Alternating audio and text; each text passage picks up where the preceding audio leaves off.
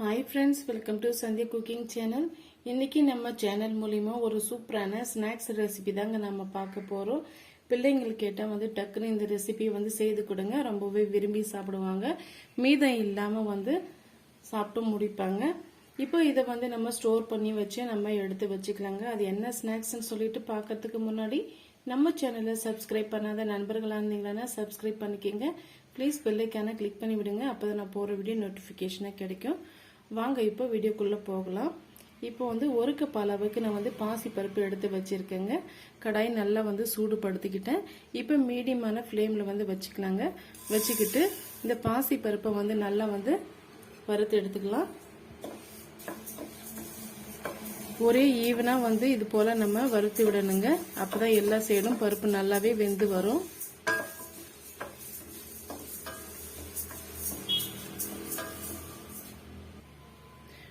பருப்பு நம்ம இது மாதிரி வதக்கும் போதே நல்ல ஒரு ஸ்மெல் வருங்க. அந்த அளவுக்கு நம்ம பருப்பை வறுத்து எடுத்துக்கணுங்க. இது போல எல்லா சைடும் நல்லா வறுத்து விடுங்க. நல்ல ஒரு வாசம் வந்த பிறகு நம்ம எடுத்துக்கலாம். பாருங்க, நம்ம ஒரு 2-3 மினிட்ஸ்க்கு நல்லா வறுத்து எடுத்துக்கிட்டோம். நல்ல ஒரு வாசமா இருக்கு. ஆனா கலர் சேஞ்ச் ஆகலைங்க.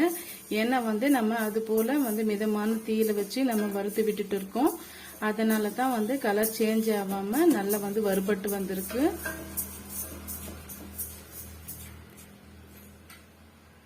இப்ப இந்த பருப்பை நல்லா அலசிட்டு எடுத்துட்டு வந்துடலாங்க. பருப்பு நல்லா நம்ம கலைஞ்சிட்டு எடுத்துட்டு வந்தாச்சுங்க. இப்போ ஒரு குக்கர் ஒன்று வச்சுக்கிட்டு அந்த குக்கர்ல நம்ம பருப்பை சேர்த்துக்கலாம்.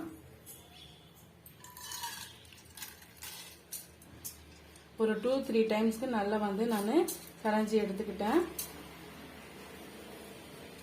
இப்போ நம்ம எல்லா பருப்பையும் சேர்த்துட்டுங்க. இப்போ எந்த கப்பால நீங்க பருப்பை அளந்து எடுத்துக்கிட்டீங்களோ அந்த கப்பால 4 கப் அளவுக்கு நம்ம தண்ணி சேர்த்துக்கலாங்க.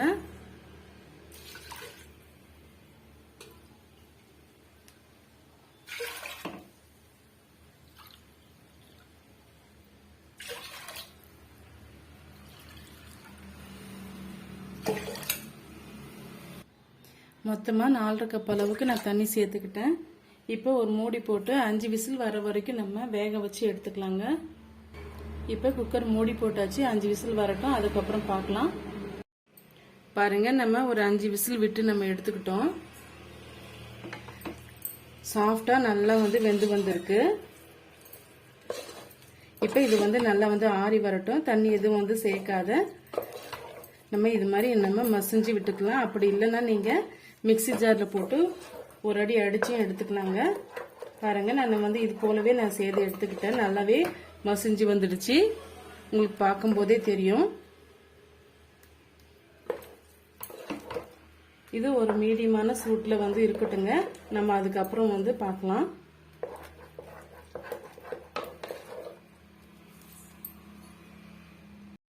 பாருங்க, ஓரளவுக்கு பருப்பு நல்லாவே ஆறி வந்துடுச்சு. இப்ப இது கூடவே நம்ம 4 கப் அளவுக்கு அரிசி மாவு சேர்த்துக்கலாங்க.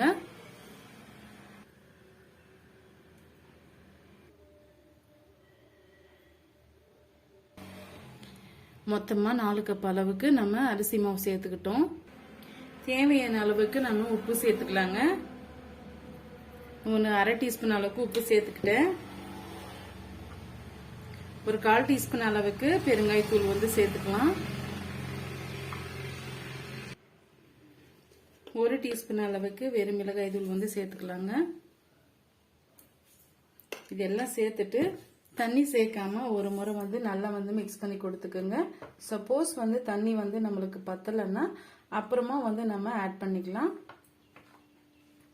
இந்த பருப்போட நம்ம வேக வச்சு எடுத்துருக்கிற தண்ணியே கரெக்டா இருக்கும்.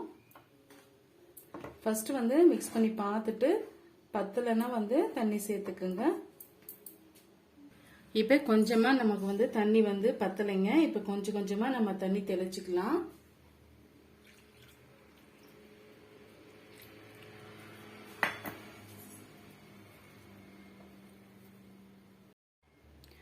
பாருங்க இந்த பக்குவத்துக்கு நம்ம பிசைஞ்சு எடுத்துக்கிட்டோங்க.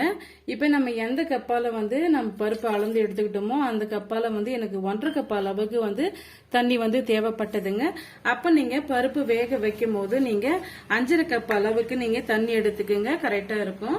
இப்ப மேல் மாவு வந்து காஞ்சி வராம இருக்கிறதுக்காக கொஞ்சமா வந்து நம்ம ஆயில் வந்து அப்ளை பண்ணிட்டு இது மாதிரி ஸ்ப்ரெட் பண்ணி விட்டுக்குங்க. அப்பதான் வந்து மாவு வந்து காஞ்சி வராம இருக்குங்க. இப்ப இது ஒரு ஓரமா இருக்கட்டும். இப்ப நம்ம முறுக்கு செய்யறதுக்காக கடாய் ஒன்று ரெடி பண்ணிக்கிட்டோங்க. கடாய் நல்லா சூடாயிட்டு வரட்டும். இப்ப தேவையான அளவுக்கு நம்ம ஆயில் வந்து சேர்த்துக்கலாங்க. நான் கடலை எண்ணெய் தான் நான் சேர்த்துக்கிறேன். இப்ப வந்து ஆயில் வந்து நல்லா சூடாயிட்டு வரட்டும். அதுக்குள்ளார நம்ம இப்ப 3 ஹோல்ஸ் உள்ள அச்சு வந்து எடுத்திருக்கேங்க. இந்த சொரசொரப்பா இருக்கிற பகுதி வந்து பேக் சைடும், உள் பக்கமா வந்து நைஸா இருக்கிற பகுதியும் வந்து நம்ம சேர்த்துக்கணும். இப்ப உள் பக்கமா கொஞ்சமா வந்து நம்ம ஆயில் வந்து அப்ளை பண்ணிக்கலாங்க. அப்பதான் வந்து முறுக்கு மாவு பிழியும் போது ஒட்டி வராம ஈஸியா வந்து பிழிய வரும். இப்ப இந்த அளவுக்கு வந்து மாவு எடுத்துக்கோங்க, ஃபில் பண்ணிடலாம். ஒரு 3/4 அளவுக்கு இது மாதிரி ஃபில் பண்ணிக்கோங்க, முழுமையா வந்து ஃபில் பண்ணக்கூடாது. பாருங்க இது போல வந்து நான் ஒரு பிளேட் ஒன்று எடுத்து வச்சுக்கிட்டு இது மேல வந்து ஆயில் வந்து அப்ளை பண்ணிக்கினேன். இப்ப இது மேல வந்து நம்ம முறுக்க பிழிஞ்சு விட்டுக்கலாம். பாருங்க இது போல நான் பிழிஞ்சு எடுத்துக்கிட்டேன். இப்ப வந்து ஆயில் வந்து நல்லா வந்து சூடாயிட்டு வந்துடுச்சு.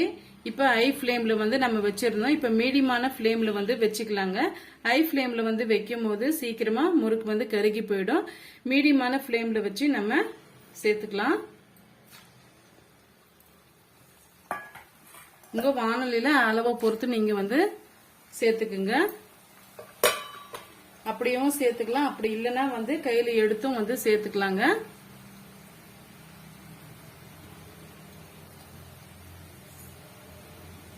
பாருங்க இது போல வந்து கையிலயும் எடுத்துக்குங்க. எடுத்துட்டு இது போல போட்டு விட்டுருங்க.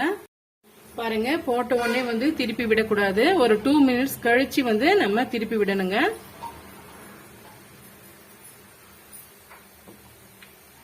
ரொம்பவே டேஸ்டியா ரொம்ப முறுமுறுப்பா வந்து நமக்கு இந்த பாசி பருப்புல செய்யும் போது ரொம்ப முறுக்கு ரொம்பவே கிறிஸ்பியா இருக்குங்க. 1 மந்த் கூட நம்ம வச்சிருந்து சாப்பிடலாம், ரொம்ப டேஸ்டியா இருக்கும். திரும்பவும் ஒரு 2 மினிட்ஸ் கழிச்சு இன்னொரு சைடு வந்து நம்ம திருப்பி விட்டுக்கலாங்க. இந்த பபிள்ஸ் எல்லாம் அடங்கின பிறகு நம்ம எடுத்துடலாம். பாருங்க இது ஃபர்ஸ்ட் நம்ம சேர்த்ததுனால பபிள்ஸ் எல்லாம் அடங்கி வந்துடுச்சு. இப்ப நம்ம எடுத்துடலாம்.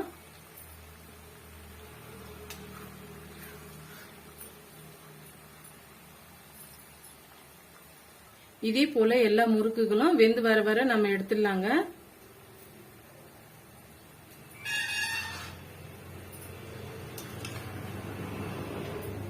பாருங்க பார்க்கும் போதே தெரியும் உங்களுக்கு எவ்வளவு கிறிஸ்பியா வந்து வந்திருக்குன்னு சொல்லிட்டு.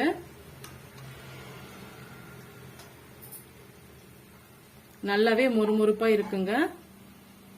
பாருங்க 1 கப்பு பாசி பருப்பு வச்சே நம்ம இவ்வளவு முறுக்கு செய்து எடுத்துக்கிட்டோம். ரொம்பவே கிறிஸ்பியா இருக்குங்க. நான் ஒரு முறுக்கு எடுத்து உடைச்சு காமிக்கிறேன் பாருங்க.